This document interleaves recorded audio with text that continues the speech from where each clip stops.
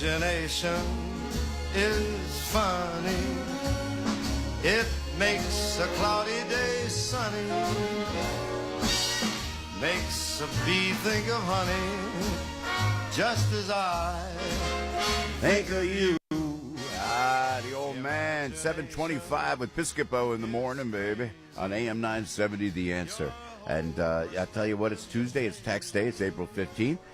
We have on the line my dear friend from Jersey, Mr. Steve Adubato, kind enough to call this morning. Good morning, Steve. How are you? Good morning, my friend Joe Piscopo. I just downloaded the old man, as you call him, the chairman of the board, Frank Sinatra. Just downloaded him on my newly revised playlist, some old Sinatra. Imagine, like, my new playlist, just old Sinatra. Isn't that something? The legacy lives on, man. The legacy lives on. And then what may I ask, Steve Adubato, did you download from Mr. Frank Sinatra?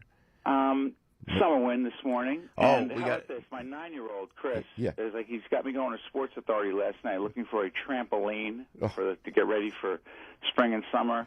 So I said, okay. So we're there, and I tune on, you weren't on, late last night. Yeah. So I tune on the Sinatra on Sirius. Yeah. He goes, we got to do this again. Yeah. Did he get it? He goes, because he reads Seriously Sinatra. Yeah, isn't that something, man? And I said, Chris, this is beautiful. You'll appreciate this one day. He goes, not today, Nick. Not today, Dad. Oh, man. I said, I'm torturing these kids. No, but they'll learn it. They'll get it. When I go out, we go out on the road, and Steve, you've seen me go out there. Yeah, man.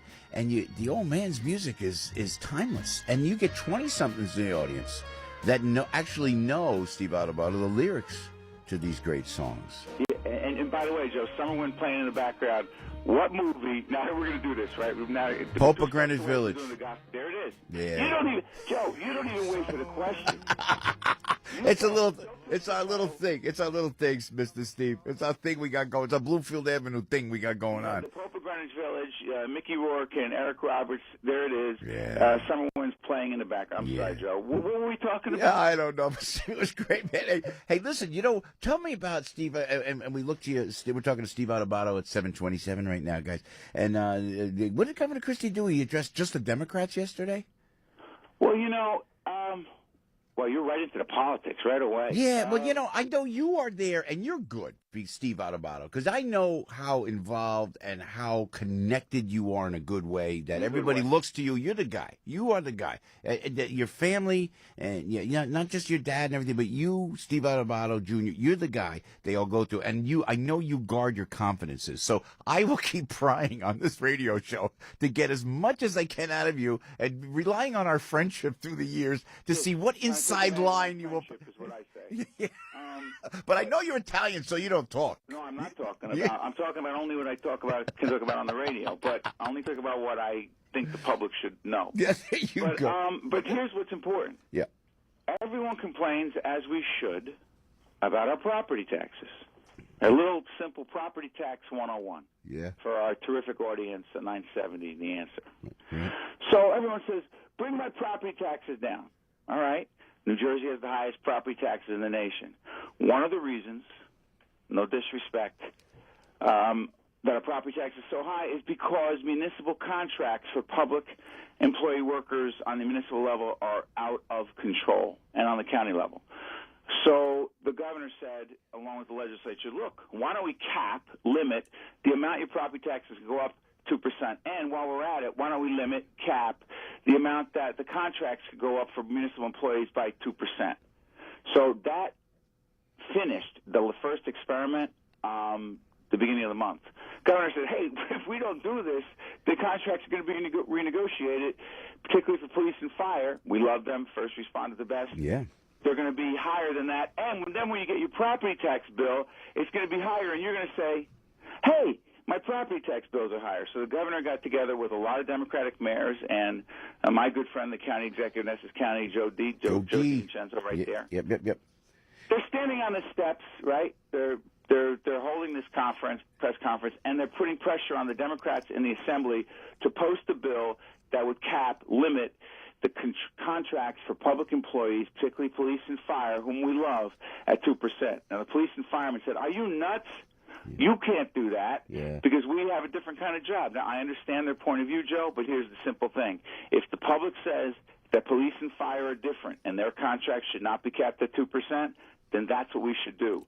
But please do not come and complain when your property tax will go up 5%. You know what's curious, though, Steve Adubato, is how does property tax translate to state workers? Because property tax, you think it would just help out your locality, your police locally, Not your state, school well, locally. not state workers. I'm talking about local police and fire and county, because your tax bill is predicated on what goes to the county, What about goes to localities and your schools. And what about regionalization, Steve Adubato? I'm a big fan, Joe.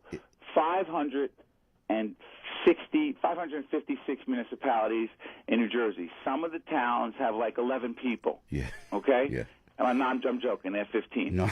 But the thing is, some towns don't have enough people to create economies of scale, meaning they don't have enough people to actually have its own police chief, to have its own fire department, Right. to have its own fire truck, fire this, police that, school system. Put it together, you got 556 municipalities that have property taxes out of control. I think some of those small towns should be forced to merge, or they should be cut back on state aid because, frankly, you don't have a right to be that small and to be that expensive for your people. Yes, That's my opinion. You're right, because in New York City, you have one police commissioner, there's 45,000 cops or something, Exactly. And so, but everybody, here's the problem. Yeah.